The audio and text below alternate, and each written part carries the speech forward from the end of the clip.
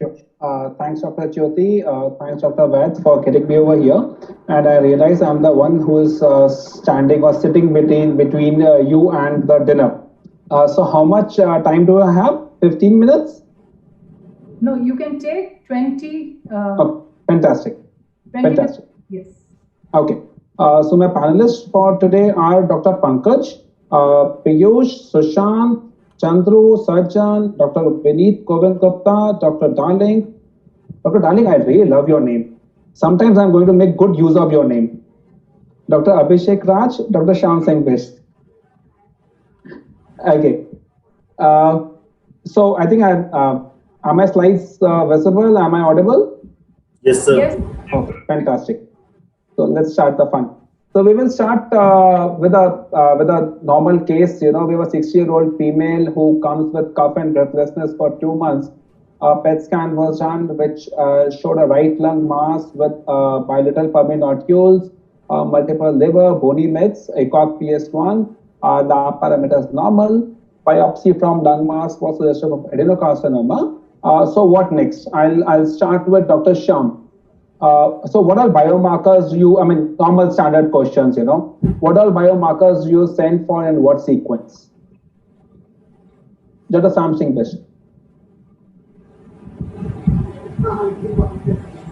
Audible? Hello. Yeah. For case of adenocarcinoma, we will go for EGFR, ALK, ROS, PDL1. Fantastic. So EGFR, ALK, ROS, and PDL1. So let's say this is a Novartis symposium. It is not an AstraZeneca symposium. Then what would you do? The same sequence. I will not change the sequence. So you will. So no wonder Novartis is not participating right now. Okay. Sajjan. So for me, if possible, to go for a lung dedicated panel. Otherwise, EGFR, ALK, ROS1, and PDL1 and BRAF V600E. Sajjan, you're driving back home. You can park somewhere. It's okay. Okay. So when you say, Sajjan, a dedicated lung panel, what do you exactly mean by that? So normally, these are the genes which I would always be like to get them done from NGS panel. If our institute is there, which is able to do them in a reasonable time period, like 10 days to 14 days, and the patient is not very symptomatic, so that I'm able to have all these tests before I'm able to start my treatment. But if that panel is not available, then these tests can be done individually also.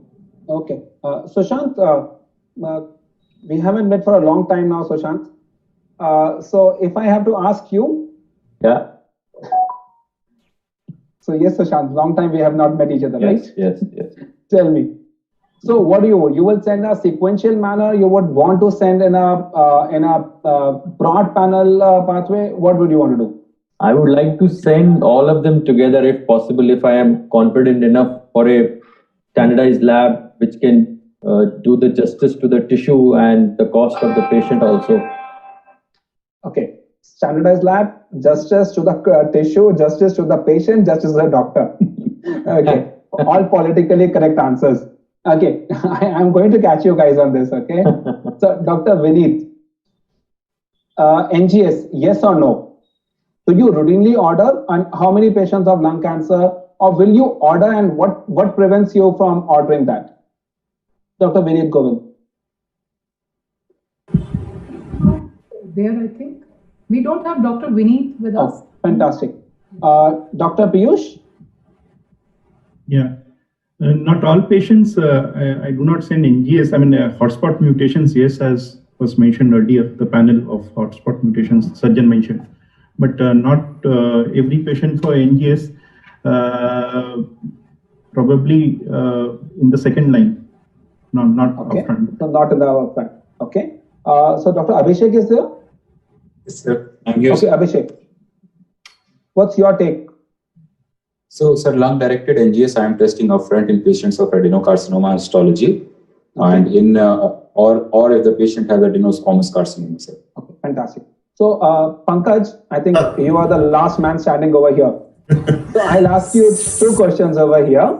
One question is, do we order NGS testing upfront in RGCI? If yes, why? If no, why? And if, let's say, tomorrow you get the lung unit in Rajiv Gandhi. What would you want? No, that's not politically correct. That's not politically correct. Okay. So- I am telling you. Okay, what would you So do? I tell you what. Now, actually, we have to see whether the patient can spend so much that if I get some peculiar mutation from NGS, whether the patient be So Pankaj, afford. Yeah. Pankaj, let's come to that. So what is the cost? What is the time? And what are the genes that you want? So what is the reasonable cost for you?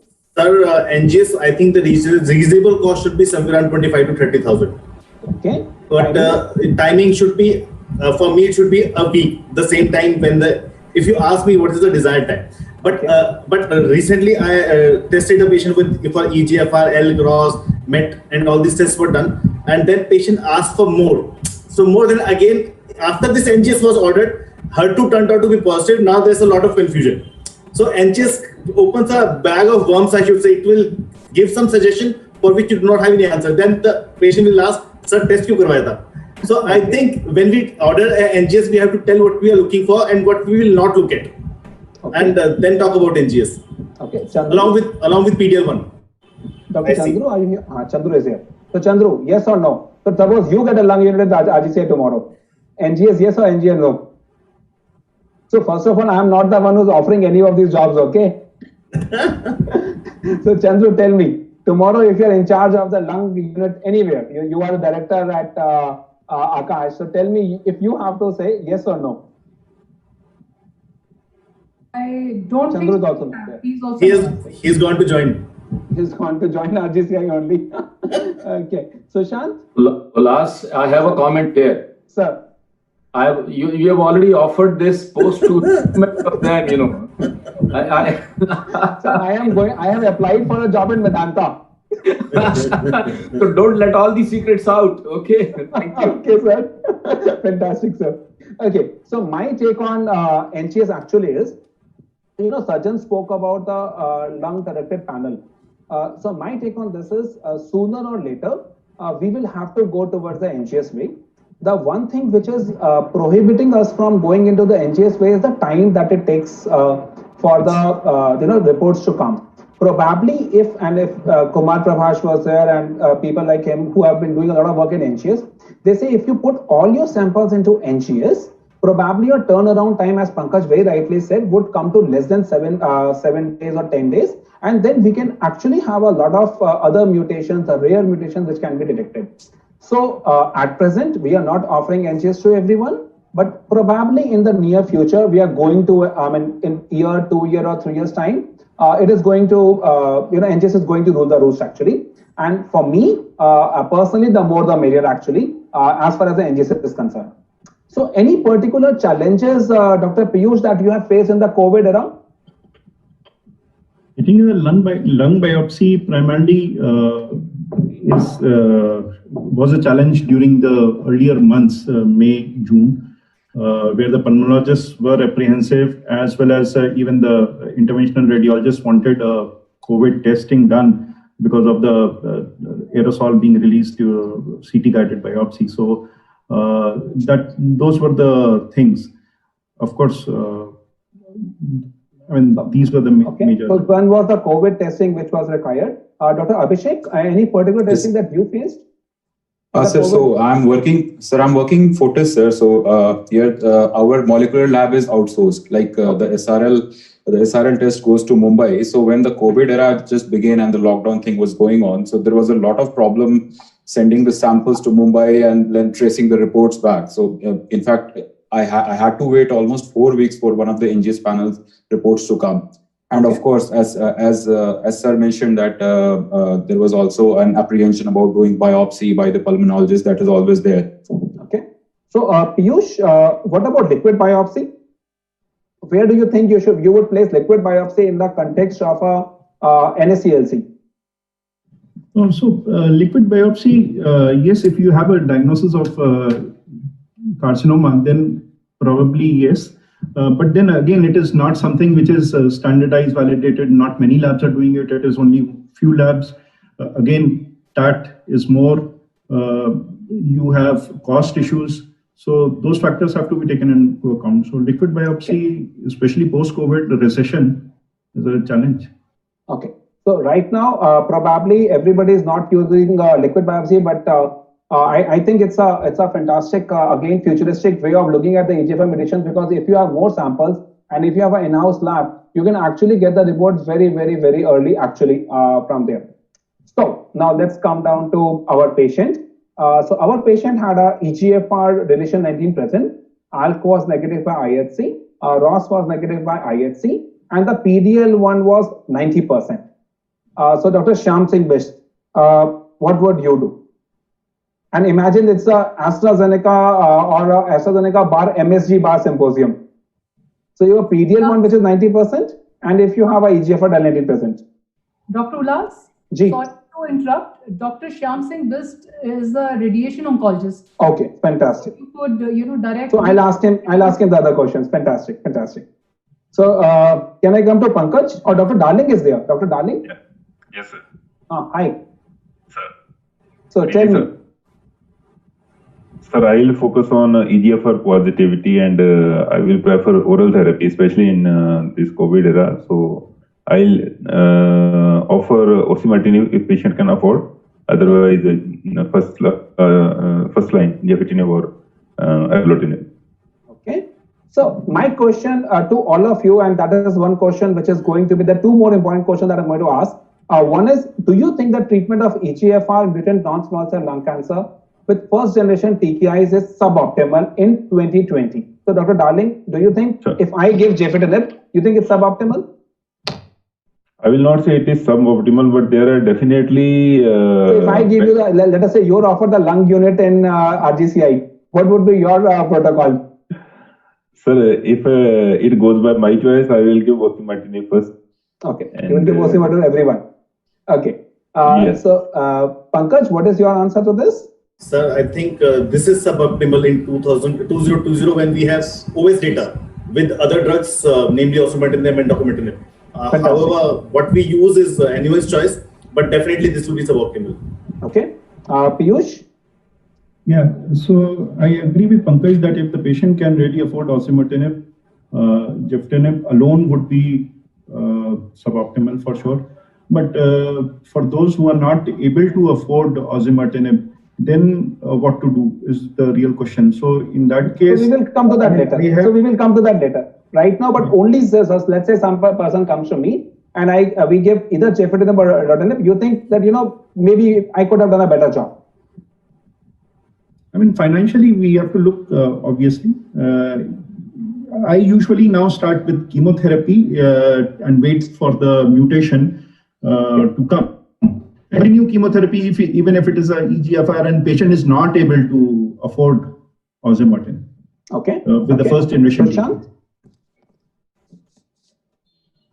I would like to offer osimertinib and proceed. Okay. Sajjan? Yes, I agree. I think most of us agree that osimertinib will be our first choice, and we will like to reserve PDL1 marker for later lines. Okay, so I think the first generation is probably become like Shah Rukh Khan of this right now, and it is actually not working anymore. You need somebody to really supplement that. So that has become Sushant, sir. Sushant is the bad mat. Right, sorry. Okay, so by and large, this is what is said that EGFR first and second generation have shown an increase in PFS, but there is no improvement in OS. So we will again now start with let's say Dr. Darling and Dr. Abhishek after that. So among all these things, if cost is a concern, what was your choice? And if cost is not a concern, what's your choice? So Dr. Darling. Yeah. So if cost is a concern, then first generation TKI, and if cost is not a concern, then third generation TKI. Okay, fantastic. Dr. Abhishek? So if cost is not a concern, definitely third generation TKI because of the improvement in OS as well as good CNS penetrability. And if cost is a concern, sir, I would probably choose TKI and chemotherapy based on the Tata Memorial study that was came out recently, sir. Fantastic. Fair enough. I got it. Dr. Sajjan? I think I agree with the previous one that if cost is not an issue, then definitely third generation. But then I am also very happy to use a combination of first generation TKI with chemotherapy in a less affordable patient. So in the two people are going for, I mean, everybody's going for osimertinib first line, but if cost is an issue, chemo and TKI. Okay. Sushant? This is like this is one girl with so many suitors now coming up. EGFR mutant non-small cell lung cancer has become like this. Okay, Sushant? Sir, osimertinib. If patient cannot afford? Geftinib, sir.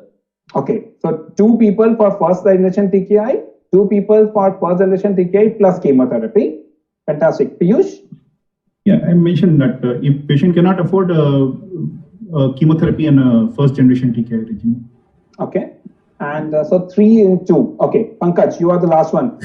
So if patient can on your shoulder hinges the entire discussion about this girl where she is going. So she'll go with you. It hinges on your next promotion, Pankaj. Okay. If the patient can afford, obviously osimertinib. If patient cannot afford, I am happy with single agent TKI rather than combination. So by and large, the public seems to be divided between EGFR. I mean, so if somebody can afford, definitely you want to go ahead with chemotherapy. So in addition, you want to give osimertinib. So in addition to all these factors, is there any other factor that we think about? The cost. I think osimertinib by and large scores about everything except for the cost. That is one thing which is really coming on over there, and that was the OS data which was there. So let me just go away with this, and since everybody knows this data, forget about that. Now we have a radiation oncologist also over here, and in my last 5 minutes, I would like to ask you guys something about NSCLC with brain mets. So Pankaj, I'll come to you again. Do you routinely do MRI brain in all the patients of stage 4 NSCLC? So now yes, we have started to. Now yes, okay, fantastic. Anybody else who is not doing? No, sir. You know that you're not doing, or know that you're doing? Not doing, not in all patients. Fantastic. Sushant? Not doing in all patients. Not in all patients. Piyush? Yeah, only the PET-CT. Not the doing PET-CT, not really. Dr. Sajjan?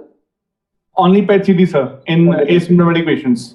So Dr. Shyam Singh, sir, what is your take? Should we do MRI brain in all the people? Yeah, on all stage 3, we should go for at least stage 3. So not stage 3, stage 4, sir. Stage 4 asymptomatic. Yeah. So we should go, even in asymptomatic, we should go for MRI brain. So the NCCN guidelines actually say that you should be going on doing that. But let's just come to these 4 scenarios now. So Pankaj, you said yes, we are doing. So tell me, these are the 4 scenarios. So let us say, as you said in the last one, no patient said, "Ki sir, aapne karaya hi kyun?" So now tell me, if you have the option number 2, so patient is EGFR del19 mutant, EGFR mutant, and patient has got multiple small mets asymptomatic. What would you do? Possibly, if the patient is being put on osimertinib, I will not be doing anything. But the intention of doing the MRI in my case is that I need to know what all sites are there before I start therapy. If after say 3 months or 4 months patient has some seizures, someone else gets an MRI done, then it will be a new information, and we will think that the probably drug has stopped working, and we'll be like pushing, maybe we need the change of therapy, or we'll be scratching our heads. So if we had the baseline MRI, then probably we'll be knowing that it's the stable disease, or it's just a seizure, or it's the progressive disease. So that was the main intention, rather than focusing on the treatment. Okay. So let's go to Dr. Shyam Singh. Sir, you have all these 4 scenarios. You have an isolated CNS metastatic lesion, which is asymptomatic. Right. And let's say in all these 4 scenarios, somebody can afford osimertinib. Let's just say that. Right. So you have an asymptomatic person who has a single isolated CNS metastatic lesion. Yeah. Send it to you, or we just start osimertinib? Osimertinib plus radiosurgery. If there is a single or limited metastasis, whether it is asymptomatic because do you want to start on osimertinib, let the disease come down and then do, or you want to start with radiosurgery and then give osimertinib? I would like to go for radiosurgery because radiosurgery followed by osimertinib, because with radiosurgery you won't be wasting much of time, just 2 to 3 days of time. And as the data has shown, this osimertinib data, it improves the overall, improves the detection of new metastasis. That means decreases the chances of having a new metastasis in the brain. This is the same role which is being played by a whole brain. So now the era of whole brain has gone. Dr. Shyam, 1 second. So all my panelists agree that for an isolated CNS metastatic lesion, asymptomatic, local treatment for the brain followed by osimertinib. Is it right? Anybody has a different point? Not really. I would probably go for just osimertinib if it is Osimertinib only. The medical oncologists still want to go for the pill. Dr. Shyam, convince them. Yeah, in case if it is a non-measurable metastasis like... No, it's a good 2 centimeter lesion. Yeah, I think definitely, because at some point of, even if you see the latest data regarding the rate of complete response of the with osimertinib in the CNS metastasis measurable, they are around 21%. And if you just go to the radiosurgery series, with the radiosurgery, a single sitting of radiosurgery, there may be up 65% chances of having a complete resolution. Dr. Shyam, so osimertinib does cross a blood-brain barrier. Yeah, I know. Yeah, I agree. And the response rate is to the tune of 60 to 70%. I may be the moderator, but I am a medical oncologist also, so I cannot. Yeah, agree. It is a 61% response, but complete response. That means complete resolution. Complete response. If you just go into the data, it's complete resolution, just 21%. The response so in case of measurable. So to all the medical oncologists, does it make a difference whether the patient is responding completely or not, as long as patient is asymptomatic, right? Piyush? Actually, that point that osimertinib crosses blood-brain barrier is quite convincing for us to start it upfront. But what Dr. Shyam is also trying to say is not wrong, that it's a targeted therapy that he's also using. He's also using a targeted, it's a SRS, is a 1-day therapy or 2-day therapy. So, I mean, and it is not decreasing the cognition. So, considering that they are also using targeted therapy, and probably if the metastasis is in temporal lobe, which is probably the site is also important, the perilesional edema, the lobe. So I think so. It is a multidisciplinary. So I think this is a question to the organizers. Dr. Jyoti and Dr. Vaid, you should have this as a debate, maybe in the next session that we are going to have. Last one, Dr. Shyam, the second one. Sir. I would like to add one thing. Like there are already I think 2 trials are going on which are comparing osimertinib plus SRS versus osimertinib alone. So till that time, we'll have the debate. Yeah. Okay. The second one. So I think there should be more there should be more agreement on that. If somebody has got multiple small mets, which will not be dealt with SRS, which are asymptomatic. So Dr. Shyam. Yeah. If they are multiple means limited. If they are like maybe 4 to 5 metastases, if they are more than, I think, rather than giving a whole wind, I would like to prefer for osimertinib. So I think all my medical oncology friends. Agree. Yes. Agree. Osimertinib. Fantastic. Symptomatic CNS mets. In case of symptomatic CNS metastasis, if it is like size is large, maybe more than 4 centimeters, having a perilesional edema, midline shift near the critical structures, in those cases more than 4 centimeters, surgery, I think a resection would be preferred. If it is symptomatic small with a seizure, then a radiosurgery would be preferred. So the entire, I think this is, I think I'm getting a call from the organizer that I need to wind it up. So the entire purpose of having this 4 kind of scenarios was that, CNS mets is not one disease. We need to have a look at how many numbers, patients symptomatic or non-symptomatic, and can SRS be offered, can whole brain RT be offered, and definitely we should try and we should not club CNS disease into one disease, and we should personalize therapy for all of them.